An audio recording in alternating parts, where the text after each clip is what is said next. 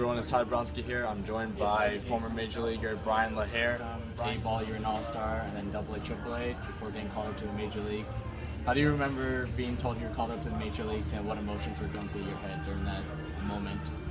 We just came off a trip from Las Vegas. I went home for the All-Star break, AAA All-Star break, and my manager called me the next day and told me that I needed to be back in Tacoma tomorrow for practice, and I wasn't excited about it. I told him I'm not sure I'm going to be able to make that, or if there's a flight available. He goes, well, you're going to have to show up because it's not Tacoma, it's Seattle. And then so it was just a ball of emotions running around for me, and it was an exciting moment, it was a proud moment, and I'm forever thankful.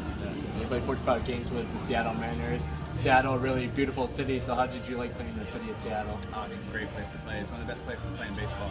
The weather's great, the fans are great, the stadium's great, you know. I just really enjoyed playing there. So after Seattle, you joined the Chicago Cubs organization. Didn't return to the Major Leagues until 2011, but put up some great numbers on the minor leagues, PCL MVP with the Iowa Cubs. So basically, and then you got called to the Major Leagues, you're an All-Star then. So for 2 years, you're basically putting up video game numbers. So how did you stay so consistent?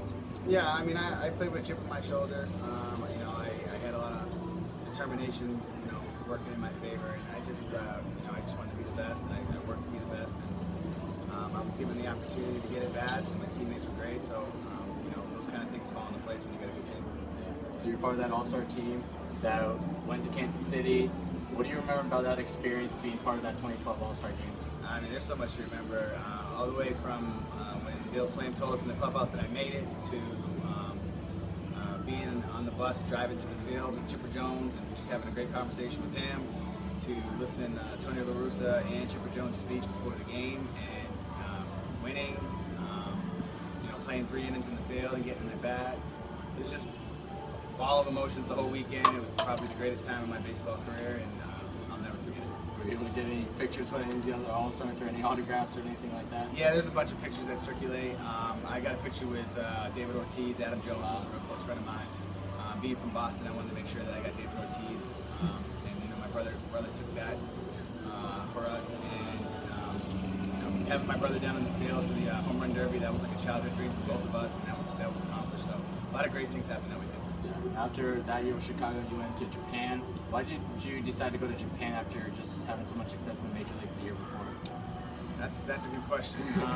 You know, I didn't necessarily have to do that. I felt like it was more of a family decision. I was 30, I believe I was 31 years old at the time, and still behind the arbitration cut and stuff like that. And you know, after making the All-Star game in the first half, I didn't play as much in the second half. So I felt like, you know, if that was possible, there was no guarantee for me to be there, which for me was kind of a weird situation. So that mainly was more of a family decision instead of individual decision.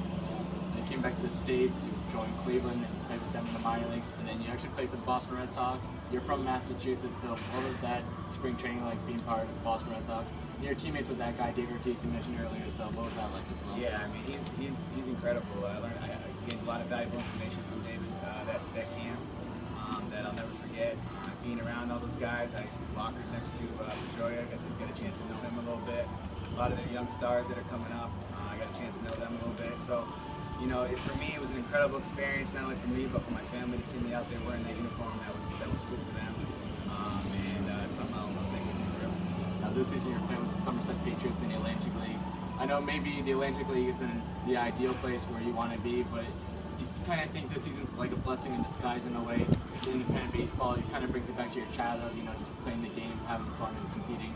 Yeah, I mean, I missed all last year. I had some injuries that I had to fix up that aren't long-term injuries, but just something that was holding me down for a few years. And you know, to come here, you know, I really found a new love for the game, and I'm having a blast out here playing with these guys. We got a great team, great manager, great organization to play for, and I'm having a lot of fun. So hopefully, you know, this step will turn into something.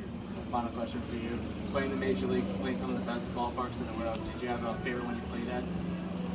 Well, it's hard not to say Wrigley Field. I mean, there's a lot of tradition there. It's, you know, a great place to play.